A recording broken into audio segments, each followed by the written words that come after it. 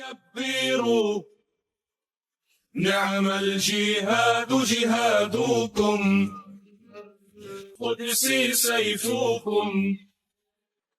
Kesepakatan gencatan senjata dan pembebasan sandera antara Israel dan Hamas resmi dijalankan sejak Minggu 19 Januari. Gencatan senjata tersebut tercapai setelah 470 hari perang pecah di Gaza antara pendudukan Israel dan Hamas pada 7 Oktober 2023 silam. Namun dalam pelaksanaan gencatan senjata kali ini, dunia menyoroti iring-iringan kelompok perlawanan Palestina Hamas.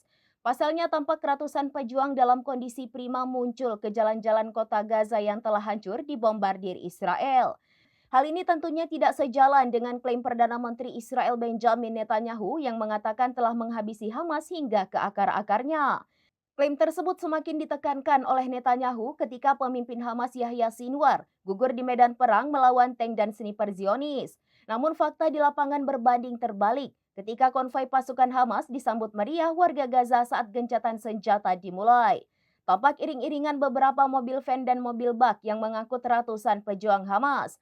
Para pejuang Palestina tersebut bahkan terlihat berseragam lengkap dengan masing-masing menenteng senjata di tangannya. Lebih mengherankannya lagi, mobil-mobil yang mengangkut mereka tampak bersih tanpa sedikit pun debu menempel. Melihat parade pasukan Hamas yang memenuhi Gaza, media Israel pun menyampaikan kritik keras kepada pemerintahan Netanyahu. Media Israel bertanya-tanya apa yang dilakukan para tentara pendudukan selama 1,5 tahun di Gaza.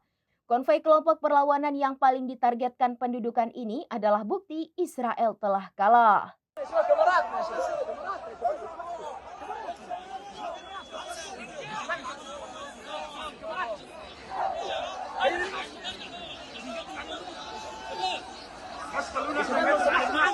Demikian informasi terkini Syedara Lun. Saksikan terus informasi lainnya. Jangan lupa like dan share seluruh akun serambinews.com.